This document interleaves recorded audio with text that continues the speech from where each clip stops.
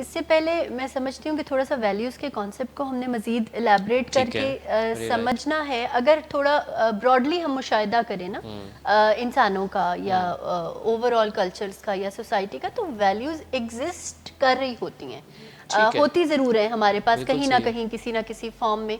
अच्छा, but problem यहाँ पे ऐसा है कि वैल्यूज़ का होना काफ़ी नहीं है।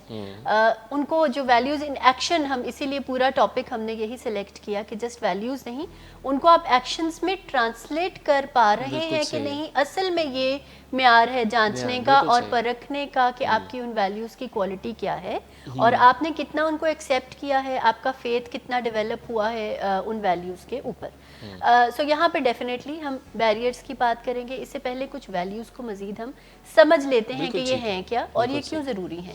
सो बेसिकली आप देखें कि लाइफ में बहुत सारा केओस है।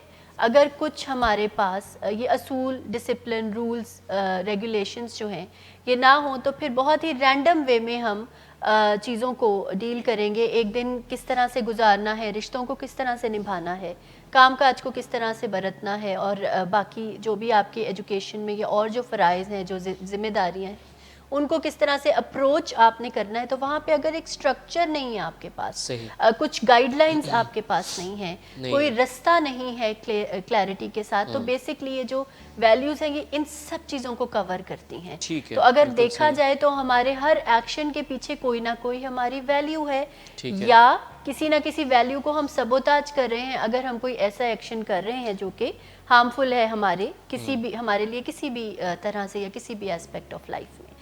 सो हर जगह पे, जैसे मैंने आपसे बात की, फॉर एग्जांपल एक स्पाउसल रिलेशनशिप है तो वहाँ पे ओपननेस और फिडेलिटी, आपको पता है, ऑनेस्टी और ओपननेस, यानी आप एक दूसरे के साथ फेयर होते हैं, वफादार होते हैं। इसके अलावा ट्रस्ट की बात है, भरोसे की, एतबार की, एतमाद की बात है, जिसके बगैर ये रिश्ता नहीं चल सकता। एक पेरेंटिंग की अगर हम बात करें, पेरेंट्स की बात करें, तो वहाँ पे भी अनकंडीशनल लव और नीड्स को, बच्चे की को एड्रेस करना, प्रोटेक्ट करना, ये सारी चीज़ें हैं जो कि उस रिश्ते का कोई तकाजा है। अब इसमें हर वैल्यू या हर रिलेशनशिप या हर डोमेन के ऊपर अनकंडीशनल का वर्ड जो है ना वो बहुत ही ज़रूरी है। जैसे मैंने पहले बात की। इसके अलावा अगर आप स्टूडेंट हैं तो वहाँ पे फेयर मीन्स से अपनी एजुकेशन हासिल करना, और कितनी भी कोई डिफ़िकल्टी है तो कहीं ना कहीं कोई रास्ते निकालना, हार्ड वर्क या स्मार्ट वर्क के ज़रिए, और उसको मैनेज करना through fair and proper means. अगर आप कहीं पे कोई एम्प्लॉय हैं तो वहाँ पे फिर आप कितने डिग्निटी के साथ काम कर रहे हैं, आप डिसिप्लिन को कितना फॉलो कर रहे हैं, और आप इस चीज़ की परवाह ना करते हुए कि बाकी साथी आपके इन चीज़ों के मामले में किस तरह से बरतते हैं अपने बर्ताव को।